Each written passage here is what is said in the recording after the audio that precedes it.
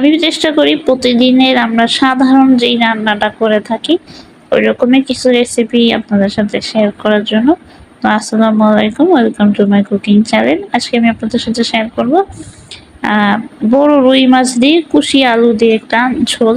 এটা আম্মু গত শুক্রবার রান্না করে রেখে দিয়েছিল। আমি আগেই বলেছি আম্মু যেহেতু চাকরি করে প্রতিদিন রান্নাটা হয় না। তো এখানে যে প্রথমে হলুদ লবণ দিয়ে মাছটাকে একটু মাখিয়ে নিয়ে হালকা একটু ডাবা ভাজা দিতে হবে। আমাদের বাসায় আমরা ভাজা মাছটা খুব কম খাই, বিশেষ করে আমার কাছে ভালো লাগে না।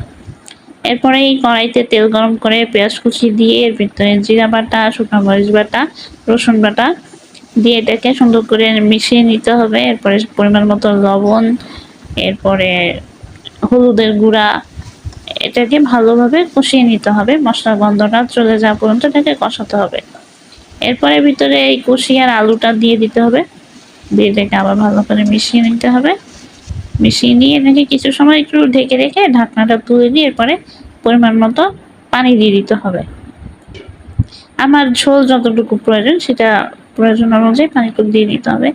পানিটা দিয়ে আবারও কিছু সময় ঢেকে রেখে এখানে ভেজে রাখা মাছগুলো এটার সাথে দিয়ে দিতে হবে। দিয়ে এটাকে আবার ভালোভাবে একটু মিশিয়ে ঢেকে রেখে কিছু সময় রান্না করে নিয়ে এরপরে এখানে টমেটো দিয়ে দিতে হবে আর দিয়ে দিতে হবে কাঁচামরিচ মাঝখান থেকে ফেলে বা গোটা দিলেও হয় আর কি। দিয়ে এটাকে আবার কিছু সময় থেকে রান্না হতে দিতে হবে।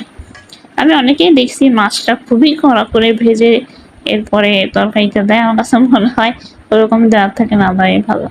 তো এখানে আবার কিছু ধনিয়া পাতা অ্যাড করে দিছি, দেওয়ার পরে এটাকে আবার কিছু সময় ঢেকে রেখে দিছি।